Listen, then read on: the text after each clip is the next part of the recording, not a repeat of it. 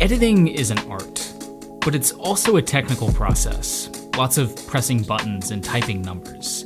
And the last thing we want is for that technical process to get in the way of the creative process. Today, I want to share 6 shortcuts with you that have helped me to drastically speed up my workflow in Adobe Premiere Pro and stay focused on the creative side of my work. These are all very quick, simple tricks, but they will save you a disproportionate amount of time when you're editing. All right, let's start out with importing sequences. Let's say you want to include something from a previous edit in your current one. Rather than tracking down those clips and re-importing them, you can actually just import a sequence from another Premiere Pro project into your current project. And you do it just the same way you would import anything else. Select File, then Import, or just double-click in the Project tab. Now navigate to the project file you want to swipe a sequence from and click Import. Select Import Selected Sequences and click OK. Then just select the sequences you'd like to import and import them. Doing it this way, any changes you've made to that footage will be reflected. So if you've already colored your footage or cut it a certain way, you won't have to redo that for your new project. I use this constantly. This week, I'm working on a video from Norway, but needed to include footage from past projects in Scotland, Switzerland, and Newfoundland. Just importing those sequences made that process way faster. Now that we have all our footage assembled, let's cut it faster using proxies. If you're working with higher quality footage, it can start to strain your computer and slow down playback. Proxies are just lower resolution, smaller versions of your footage that you can swap out and use as previews while you're editing. To make proxies of your footage, just select the clips in the project panel, right-click, and select Create Proxies. And here we have a few options. We can change the frame size option to adjust the resolution of the proxies, or select proxy icon from the watermark dropdown.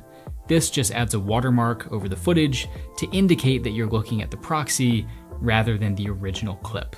Now just click OK to begin creating those proxies. Once those are finished, in the program panel, we can click this toggle proxies icon to display and hide those proxies. Now that footage should be playing back much quicker while you're editing. And of course, when you export your project, you'll see the full resolution footage. It's really helpful to get familiar with Premiere Pro's keyboard shortcuts, but it's even better to go in and set some custom shortcuts of your own. To do that, I'll just select Premiere Pro, then Keyboard Shortcuts.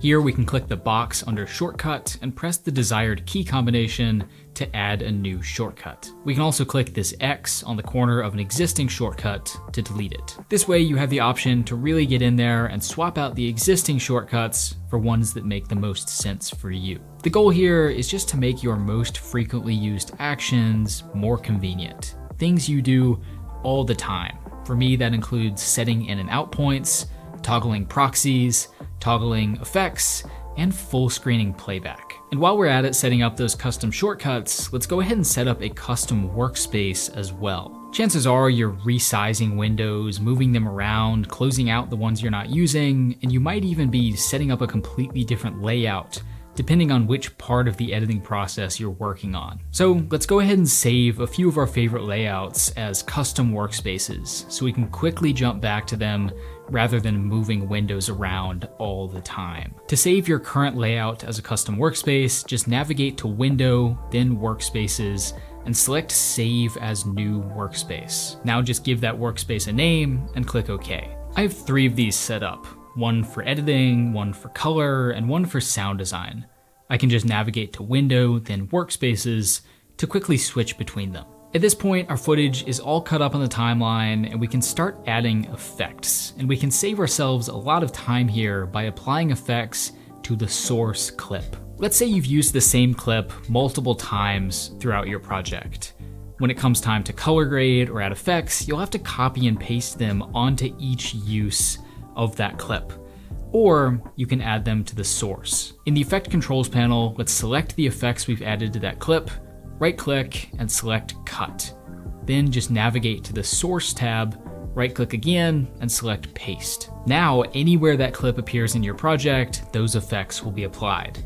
And if you go back into the Source tab and modify them, those changes will also appear across your project. And finally, there's a pretty similar technique we can use for audio by adjusting an entire track's volume. I'm working on a sound mix here, and I want my voiceover to be a bit louder, but I have a bunch of different voiceover clips. So rather than going in and adjusting the volume of each one individually, let's just increase the volume of the entire track. To do that, we'll just select the keyframe dropdown on the audio track, navigate to track keyframe, and select volume. This bar then appears across the track, and we can drag that bar up and down to adjust the volume of that entire track collectively. We can also animate the volume. Just click the diamond to add keyframes, and drag the keyframes to animate the track's volume over time. You can do the same thing for your entire project by adjusting the master volume, and that's particularly helpful for making sure your audio isn't peaking for your final export. So let's play the video back and keep an eye on the audio meters. If you see them continuously clipping into the red,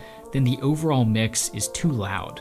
Let's turn the master volume down a bit so that the audio doesn't get clipped when we export it. The single best thing you can do to drastically speed up your editing is to become comfortable with your software and customize it to best fit your workflow.